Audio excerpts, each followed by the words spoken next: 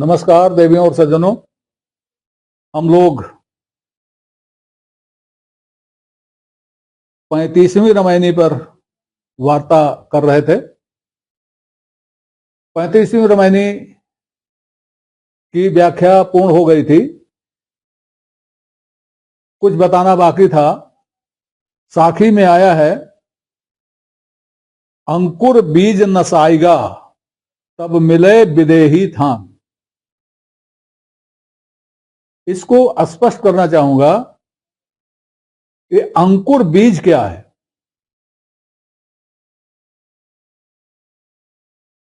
हमारे अंदर, प्रत्येक जीवधारी के अंदर वह बीज होता है जिससे हम अपनी संतान पैदा करते हैं, जिससे हमारी पीढ़ी आगे बढ़ती है। जीवधारियों का जो प्रमुख लक्षण है, जो हमें बायोलॉजी में बताया जाता है, जीव विज्ञान में बताया जाता है, जीवधारी का प्रमुख लक्षण यह है कि वह अपने समान दूसरा जीव पैदा कर सकता है। तो यह हुआ बीज की उपस्थिति। प्रत्येक जीवधारी में बीज की उपस्थिति है। वह मनुष्य हो, चाहे चौपाया हो, चाहे पंछी हो, और वह मनुष्य उसके अंदर है, चाहे वह ब्रह्मचारी ही क्यों ना हो। उसका जो अंकुरण होता है वही हमारी पीढ़ी को आगे बढ़ाता है। उसका अंकुरण हमारी पीढ़ी को आगे बढ़ाता है। तो यही क्रम चलता रहता है। हम बार बार पैदा होते रहते हैं। एक तो यह हो गया, हम बार बार पैदा होते रहते हैं। लेकिन बार बार हम क्या पैदा होते रहते हैं? बार बार हम मनुष्य ही पैदा होते रहते क्या? ऐसा नहीं है। पैदा तो होते हम अपने कर्मों के अनुसार, देह धारण करते हैं हम अपने कर्मों के अनुसार। हमारी जो पीढ़ी आती है वह हमारे कर्मों के अनुसार आती है, हमारी तरह ही होती है, लेकिन वो हम नहीं होते।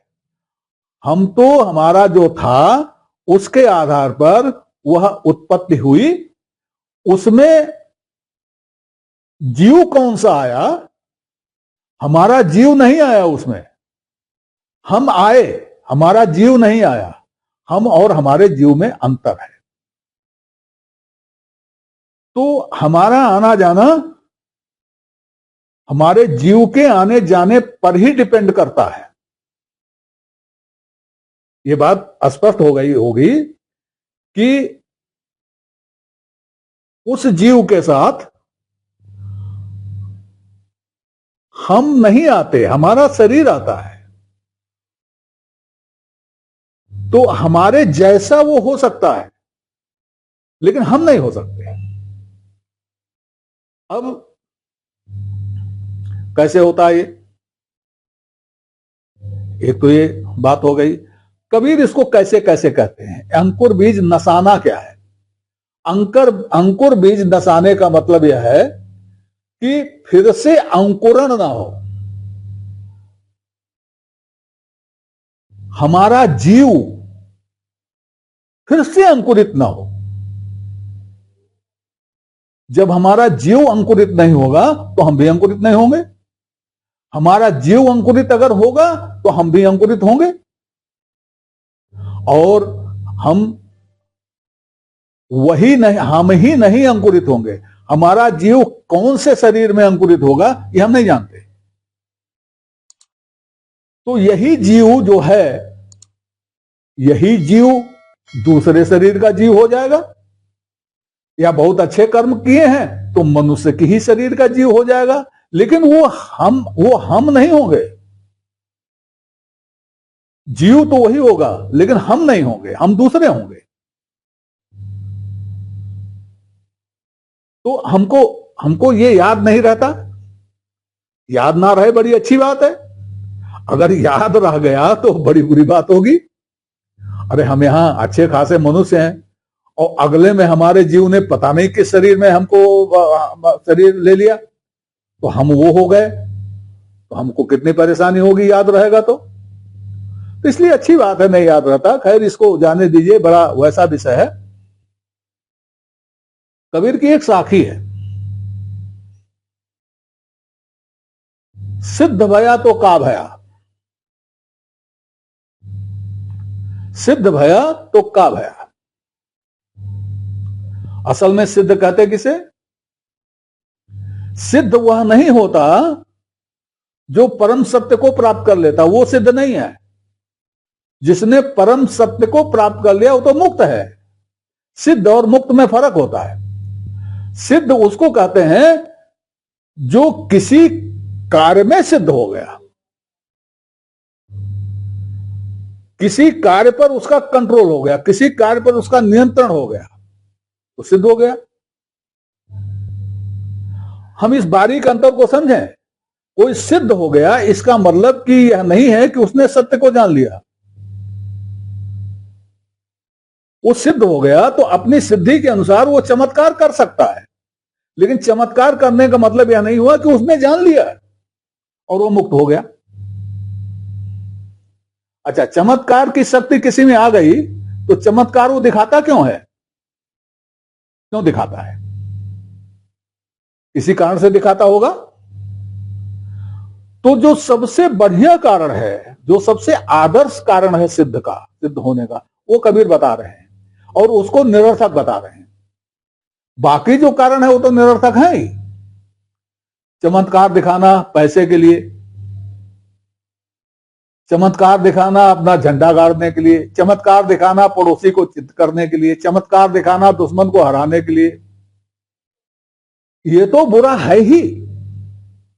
नमस्कार देवियों और सज्जनों, चैनल का नया अंक प्रस्तुत करते हुए मैं इन सभी दर्शकों का आभार व्यक्त करता हूं जिन्होंने चैनल को सब्सक्राइब किया, लाइक किया और जिनके प्रोत्साहन से चैनल नई ऊंचाइयां छू रहा है। नए दर्शकों से अनुरोध है कि वो कृपया पूरा अंक देखें, चैनल को सब्सक्राइब करें और अपनी लाइक दें, समय समय पर अपनी जिज्ञासा भी प्रकट करें।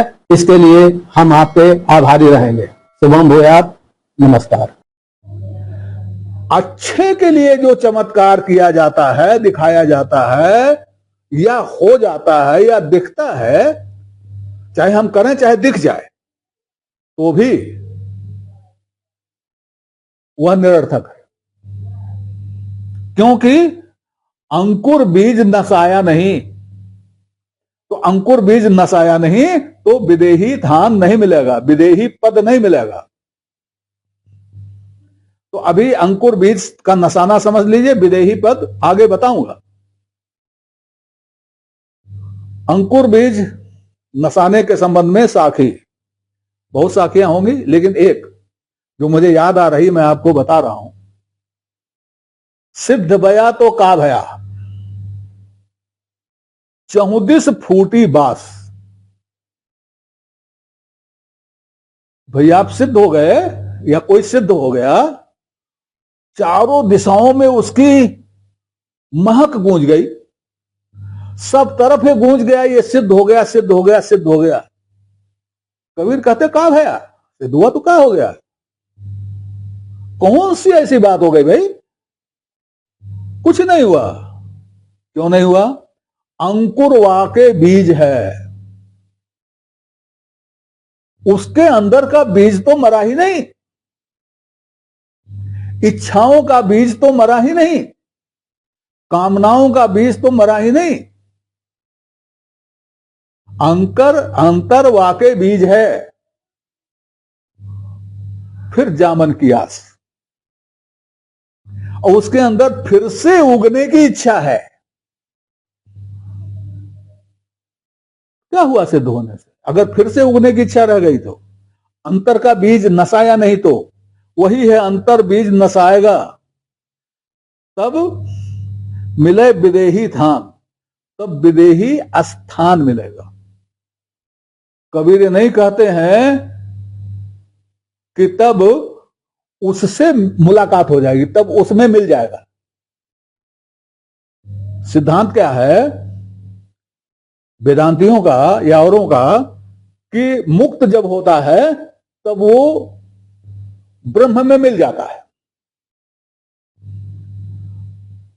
कबीर का यह सिद्धांत नहीं है। इस बारे में कबीर का स्पष्ट सिद्धांत है कि कोई भी मुक्त ना तो किसी ब्रह्म से मिलता है, ब्रह्म में मिलता है, और ना ही किसी मुक्त से मिलता है। हर मुक्त का अपना अलग स्थान होता है। वो जो मुक्त का स्थान होता है वह मुक्त पद है, वह निर्वाण पद है, वह कैवल्य पद है, और वही विदेह पद है। और उस पद पर कोई दूसरा नहीं पहुंचेगा। कोई पहुंचेगा तो अपने पद पर पहुंचेगा। किसी के पद पर कोई नहीं पहुंचता, किसी के पद से जाके कोई मिल नहीं जाता, और ना कोई ब्रह्म से जाके मिल जाता है। ये सिद्धांत है कबीर का।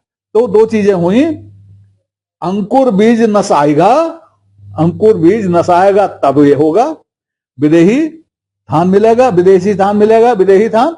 और विदेही धान है क्या? अपना स्थान, अपना विदेह स्थान, अपना कैवल, अपनी मुक्ति, अपना परम पद, अपना स्वरूप, यह है विदेही धान। तो मेरा ख्याल है कि अब दोनों चीजें स्पष्ट हो गई हैं, और ये तो बहुत जगह कहा गया है, विद्वता अपने साथ अभिमान लेकर आती ही आती है।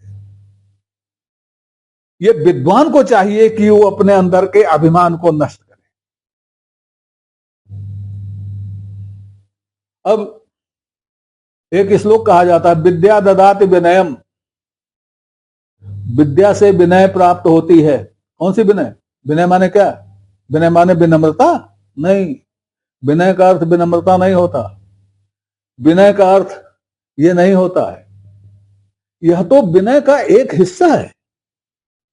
विनय का अर्थ होता है, नय माने होता है नीति, वि माने विशेष। विनय विशेष नीति को कहते हैं। विद्या से विशेष नीति प्राप्त होती है, और इसी विशेष नीति से विद्या ददाति विनयम, विनयम ददाति पात्रताम, इसी विशेष नीति से पात्रता मिलती है। विनय का मतलब चमचागिरी नहीं है। विनय विशेष नीति, विद्या विशेष नीति देती है, और उससे पात्रता प्राप्त होती है। इसको साधारण में समझिए। विद्या हमें यह बताती है कि हम इस किताब को कितनी जोर से खिसकाएं कि वहां पहुंच जाए। यह विद्या हमें एक्यूरेट बताती है, और इस एक्यूरेट बताने के लिए यंत्र भी बने हुए हैं।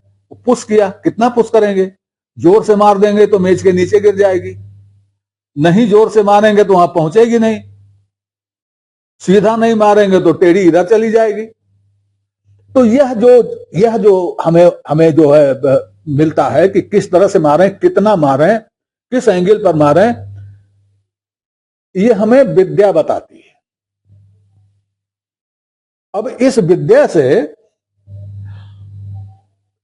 से क्या होता है? ये तो किताब की बात मैंने बताई। वैसे ही किसी चीज पे कितना जोर मिल जाए कि पात्रता हो जाए, कितना हम पढ़ें कि पास हो जाए, कितना हम पढ़ें कि फर्स्ट क्लास आ जाए, कितना हम पढ़ें कि नौकरी में सेलेक्ट हो जाए, ये नए विद्या देती है, ये नीति विद्या देती है, और इससे पात्रता मिलती है।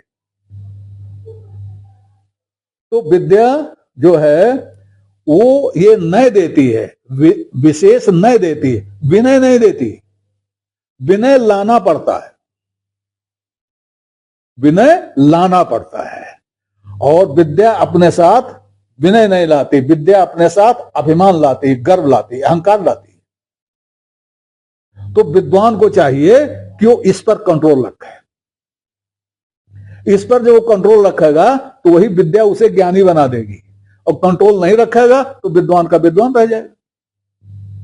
मेरा ख्याल है ये रामायणी स्पष्ट हो चुकी है। अब बढ़ते हैं अगली रामायणी पर, रामायणी 36। इस रामायणी रामायणी 36 को ध्यान से देखिएगा। यह रामायणी कुछ अंतर के साथ बीजक में भी है,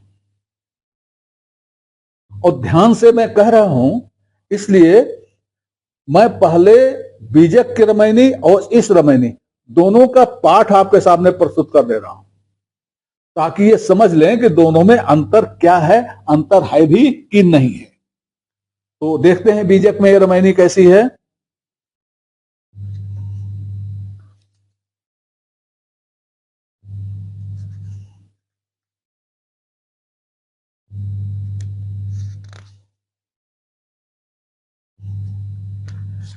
बीजक की रामायणी है 83, और ये हमारे सामने कबीर ग्रंथावली की रामायणी है 36। तो पहले मैं बीजक की रामायणी पढ़ देता हूं। क्षत्रिय करे क्षत्रिया धर्मा,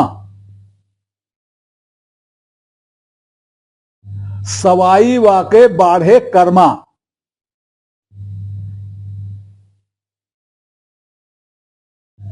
क्षत्रिय करे क्षत्रिया धर्मा, सवाई वाके बाढ़े कर्मा।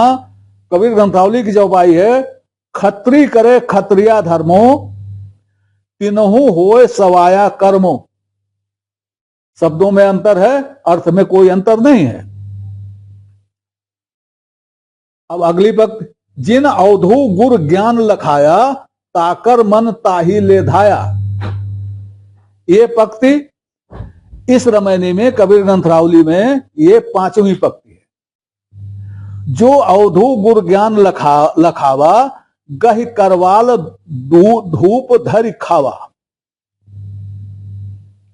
ये इसमें है वही चीज, अंतर हो गया। ये क्षत्रिय सो जो कुटुंब से जूझे, पांचों मेट एक कै बूझे, ये बीजक में है। और इसमें ये 4थी पंक्ति है, खत्री सो जो कुटुंब से जूझे, पंचू मेट एक को बूझे। अर्थ में कोई अंतर नहीं है। फिर अगली पंक्ति है बीजक की, जीव मार जीव प्रतिपारे, देखत जन्म आपनो हारे। ये दूसरी पंक्ति है कबीर ग्रंथावली की, जीव ही मार जीव प्रतिपारे, देखत जन्म आपनो हारे। हाले करे निशाने घाऊ, जूझ परे तह मनमत राव। हेला करे निशाने घाऊ, जूझ परे तह मनमत राव। कोई अंतर नहीं। मनमत मरे न जीवे, जीव ही मरण न होए। शून्य सनेही राम बिनु, चले अपन पे खोए। मनमत मरे न जीवे, जीवण मरण न होए। शून्य सनेही राम बिन, गए अपन पे खोए। सब कुछ वही है, अंतर थोड़ा थोड़ा शब्दों में है। अब इसकी व्याख्या करनी है।